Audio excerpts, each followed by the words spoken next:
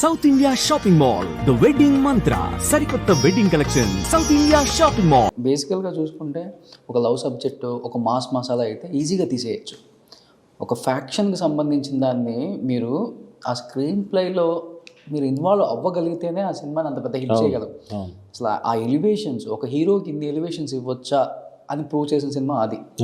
ఆ నీళ్ళు తాగేటప్పుడు ఆ సీన్ కానీ అసలు ఏం సీన్ సార్, ఒక్కొక్క సీన్ అసలుకి ఓ మై గాడ్. ఆ కింద భూమిలో నుంచి సుమ్ములు వేసే సీన్లు వివి వినాయక్ గారు ఎస్పెషల్లీ వాటికి ఫేమస్ ఆ రోజుల్లో, గాలిలో సుమ్ములు లేపడంలో.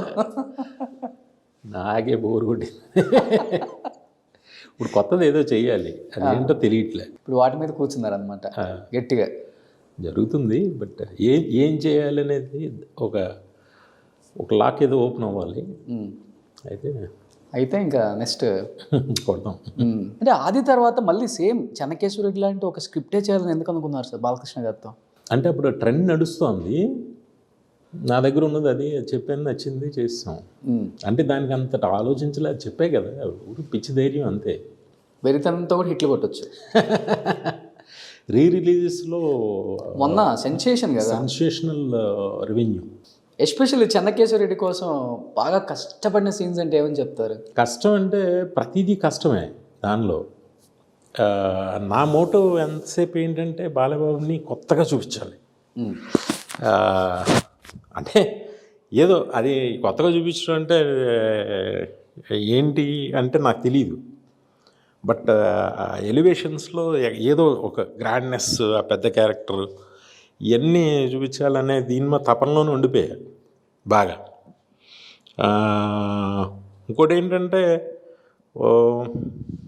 ఏమో కష్టమే ఉంది, ఆ రోజు పని చేసుకుంటూ వెళ్ళిపోయా అంతే. మాకు తెలియదు అసలు కష్టం అంటే తెలియదు, అది పని చేసేయాలి అంతే. మనకి హిట్ అంటే తెలుసు అంతే. అంటే ఫస్ట్ సినిమా కొడుకుతో, సెకండ్ సినిమా బాబాయ్తో, సేమ్ మళ్ళీ అదే ఫ్యాక్షనిజం. అవును. డైలాగ్ డిక్షన్లో బాబాయ్ అల్టిమేటా లేకపోతే అబ్బాయి అల్టిమేటా? అలాగే పోల్చకూడదు. ఇప్పుడు ఫస్ట్ ఆఫ్ ఆల్ ఒక ఆర్టిస్ట్కి ఒక ఆర్టిస్ట్ని అసలు పోల్చకూడదు. ఆయనది ఒక స్టైల్, ఈ తిందొక స్టైల్, ఎవరిది కాళ్ళదే ఇద్దరిదే నచ్చుద్ది అంతే. ఇన్వాల్వ్మెంట్ అయితే మాత్రం